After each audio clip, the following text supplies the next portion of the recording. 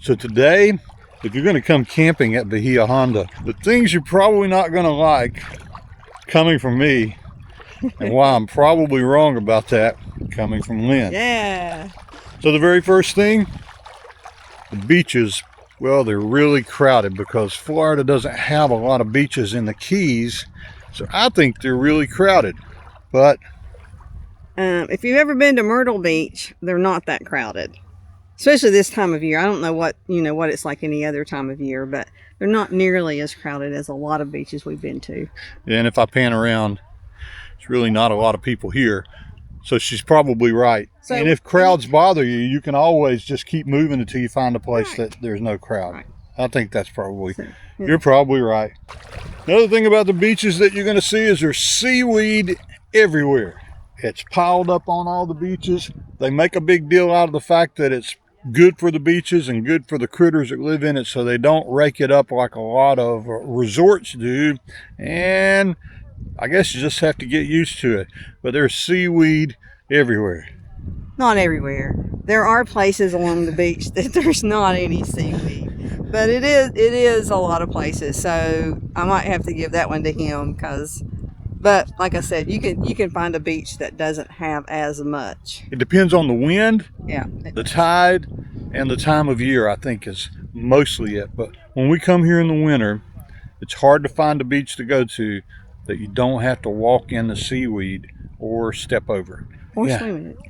If you like to get in the water, the seaweed, you're always feeling something on your legs. And to me, that makes me wonder, is that a shark? But if you don't get in the water, that's not a problem. So, solved. The water is really, really clear. So you should be able to see a shark or a barracuda or something that's coming up. And all this seaweed, as it's rotting, it smells. So if you don't like that smell, and every now and then you can walk across an area that the wind hits you just right, and you look around to see if maybe there's a baby there that did something in their diaper. Now say something positive about that. It's not like that everywhere. Crap. So there are places that it's smellier than others, but like out here today, I don't really smell anything. I don't either. Okay.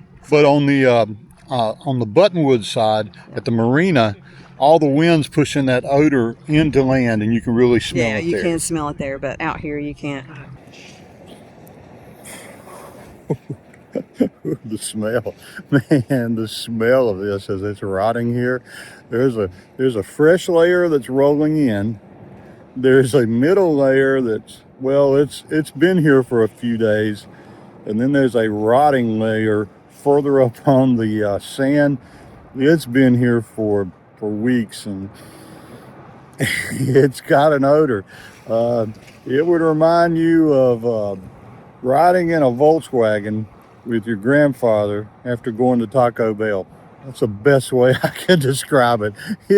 It smells. Yeah, there are little places that I guess it piles up more, that it probably sun beats down on it and there's not any kind of breeze or something, that it probably does smell. But yeah, there are places it doesn't smell. Just stay there.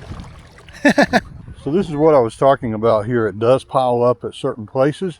You're going to see sometimes there's jellyfish here and other things in this, so you can't really walk in it. And I believe I just heard Lynn say it smells a little here, doesn't it? It does. When it's piled up like this, so big, it does smell worse. But it could get washed out tonight. Yeah. So it is low tide, and high tide won't come in today until almost 5. And high tide comes in, all this will get washed out, and it'll float somewhere else, either further south or further north. Or right back here. Right back here. That's right. See, it could be. See, this might be the only place. We have been to beaches before and resorts where every morning they get out there with these machines and they rake this up and they put it out and they carry it off to the dump. Really? They say, yeah, but they say they don't do that here because it's not the natural thing to do, and this is a state park. They want to keep it natural. So. Yeah, and I think a lot of birds eat stuff that's in there. Yeah. A lot of natural habitat. So it's not natural for us to be here, but it is natural for this true. to be here. Yeah.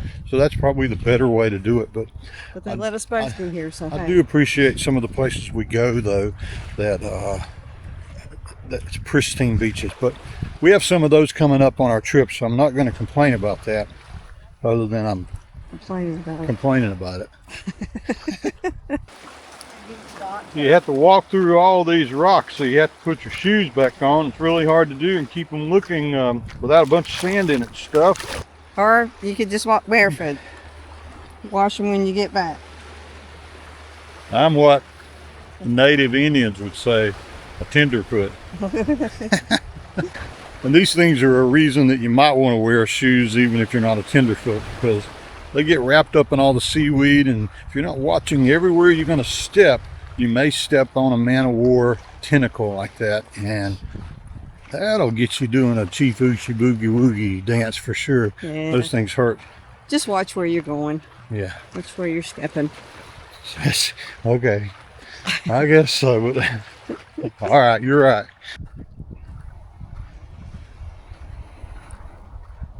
The very first time we came here and we stayed on the Sandspur side, and I thought it was going to be like sandy beaches, and you know, you just walk out into the water.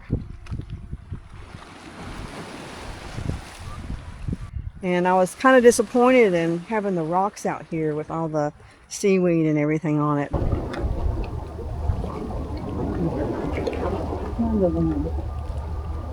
But the more I'm out here, the more I appreciate the beauty of it, and all the tidal pools and all the stuff that accumulates in it, and the hermit crabs.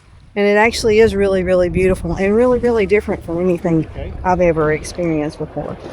I guess it was one of those things I was kind of disappointed when I first saw it. When I first saw it, and I grew to love it. Now, I love going for walks on the beach. Up there's our base camp. You can see it there. But I don't like that I don't get to bring my pup dog on the beach. What are you going to say about that, huh? But she'll be really, really happy to see you when you get back.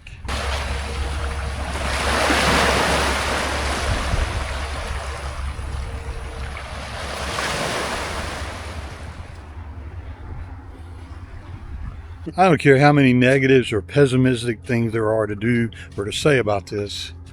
It's freaking awesome to be able to get up and walk on the beach and see the beach and hear all the waves when you're sitting at your campsite. So you'll put up with a lot of those negative things. But all the positives outweigh the negatives. By a mile over here. And that's why people come back every year, year after year after year. And let's see, pretty sure Magdalene. We looked for water bottle. Uh-oh. Uh-oh. She didn't even hear us. Hey. You ready? Hello?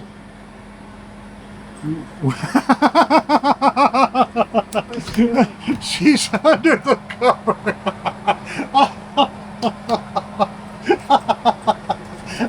She's under the cover. It's too cold in here. What's wrong, Maggie? Where are you?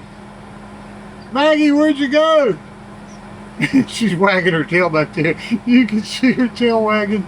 Oh, buddy, are you stuck? You are. Yeah, let's see if I can wipe my feet off here and let her out. Honey, I'm gonna do the best I can. Let's see. Let me see if I can get her out of here. Okay, there you go. You got Oh man, Mag. So much for making the bed this morning. So much for sweeping too, because I had to go in to rescue her. I didn't get too much in there. Yeah, you did. You're positive I did? Maggie, how'd you do that? How did you do that? If you're going to come camping at Bahia Honda, the things you're probably not going to like. Yeah.